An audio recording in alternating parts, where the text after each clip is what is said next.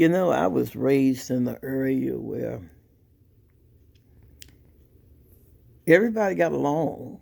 I mean, we had Chinese people, we had whites, of course, we had blacks, all kinds of nationalities. I come from Washington, D.C., and very few incidents that happened as far as racism was concerned. Now, you got kids who bully you about other things, but it just wasn't to the extent that you see today.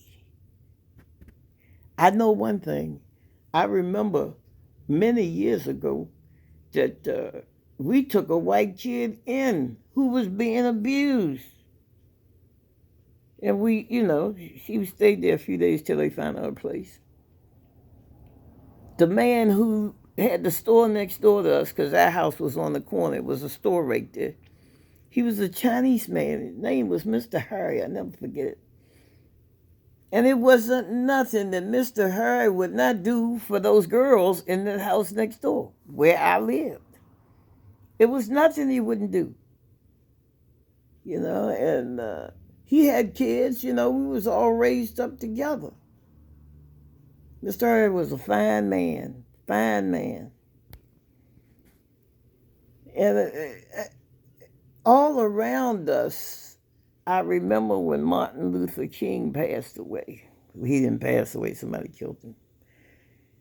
And all that foolishness that went with that particular incident, really and truly, back then, I didn't understand that.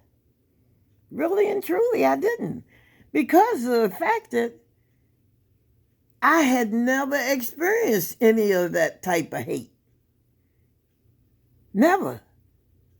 Yeah, of course now, since I moved to South Carolina, it was a whole new rude awakening for me when I moved here. My family told me that they didn't believe I would live that long because I had too big a damn mouth. I said, well, I'm going anyway. I said, I got to get away from these drugs. As soon as I walked in to the bus station in South Carolina, Myrtle Beach, it was junkies right out there. You can't run away from yourself. You just can't. I know I started this on racism, but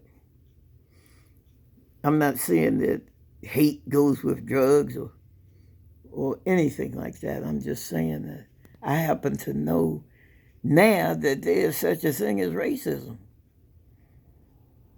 Before, I only could go by what other people said because it had never happened to me. All the other things in life had happened, but not that I can recall. Everybody always treated us nicely, and in our home, there was no racism. It did not matter. Although my father was a little bit overly friendly to the white girls. But no racism that I remember. Now, this morning I wake up and they tell us about this young guy. He then ran into a supermarket, killed 10 black people, 1 white, injured 3. My God, my God, my God. What is the world coming to? And the reality of that is it's going on all over. All over. I love being who I am in this world. I really do. I mean, I can't change the fact that I'm black. The only thing I can really change is my perception of what I see. And my perception is that white people ain't did nothing to me. That's what I see. All around me, my friends and things, most of them are white. Like I said, because I live in a white area. How I got here, who knows? It had to be God. It had to be. Because really and truly, I can't afford to be here. But my soul can afford to be here. I get along with everybody. Except for a few times I sat out on the porch, like I said, and I've been called the N-word during the season. People come from all over. But the people that actually live here, you don't see that. Not me, anyway. I mean, maybe if I had a negative way toward people, I would see it. But I don't have that. I'm a very accepting person. I accept you as you are until you prove to be something else. That's how I am. That's how I've always been. You know, and like I said, I love who I am today. I love Pat. But most of all, I love other people too. There's all kinds of love in this world. All kinds. And I think I have almost experienced it all. You know. It's some things I need to put a check on. But I just don't feel like I'm any kind of way a racist or any. I express my opinion. Of course I do. But even through expressing my opinion, I find that I'm a pretty good old girl. Pretty good old girl, and I try to be like that to everybody. I give what I expect to come back. If I gave off hate, I'm sure I'd get hate back. But I don't do that. I try to love all people. All people. I'm getting old now, you know, but I still interact with the young people, the older people, the ones, well, hey, if you too much older than me, you probably ain't even here. But like I said, it's too much hate in this world. It really is. Those 10 people did not have to die. Of course, the Bible says that, and I'm probably getting it wrong, but when you die, your time is up.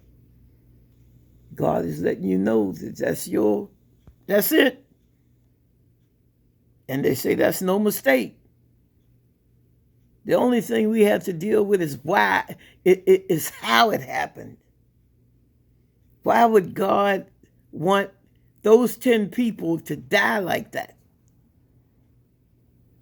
11 people, really.